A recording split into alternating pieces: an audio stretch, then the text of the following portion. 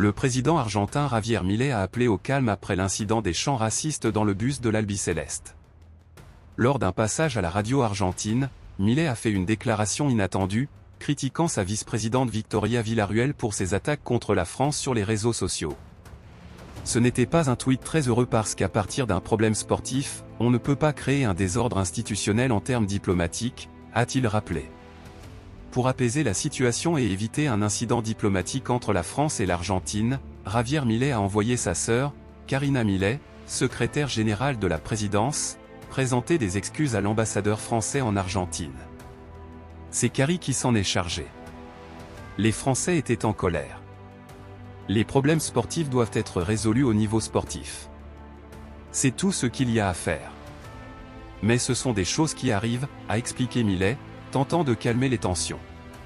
Pour Milei, l'incident est clos, mais pour la France, rien n'est moins sûr. Ousmane Dembélé a connu un Euro 2024 que l'on peut qualifier de contrasté. Excepté lors de son entrée en jeu face au Portugal en quart de finale, où la France a gagné au tir au but, le Parisien n'a jamais réussi à tirer son équipe vers le haut durant le tournoi. Un manque d'influence qui avait d'ailleurs poussé Didier Deschamps à se passer de ses services en huitième de finale contre la Belgique, 1-0. Si le sélectionneur des Bleus a souvent protégé son joueur, ce n'est pas le cas de l'ancien entraîneur de l'OM, Jorge Sampaoli, qui s'est montré très critique.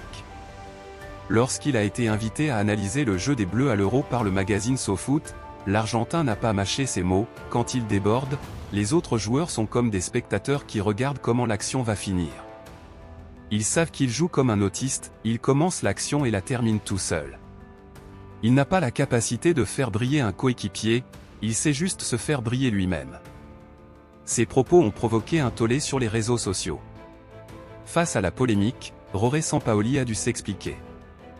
En réponse à la polémique, l'ex-coach de l'OM a publié un communiqué pour clarifier ses propos. Note explicative après mon interview dans la revue SoFoot, je n'ai jamais eu l'intention de faire référence à l'autisme.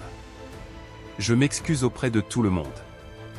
Je voulais juste parler d'individualité. Plus que jamais, il faut faire attention aux mots qu'on utilise, a-t-il écrit en portugais, en espagnol et en français dans une story Instagram. Cet incident souligne l'importance de la responsabilité dans l'usage des mots, surtout pour des personnalités publiques. Les déclarations de Sampaoli ont mis en lumière les défis auxquels sont confrontés les joueurs comme Dembélé, qui doivent gérer à la fois la pression des compétitions internationales et les critiques acerbes de certaines figures du monde du football. Il reste à voir comment cette controverse affectera la carrière de Dembélé et les relations entre les différents acteurs du football international. De plus, cette situation montre comment les incidents sportifs peuvent rapidement prendre une dimension diplomatique et médiatique, nécessitant des interventions au plus haut niveau pour éviter des crises. Les réactions de Javier Milei et Jorge Sampaoli rappellent que, dans le monde interconnecté d'aujourd'hui, chaque mot et chaque geste sont scrutés et peuvent avoir des répercussions significatives, bien au-delà du domaine sportif.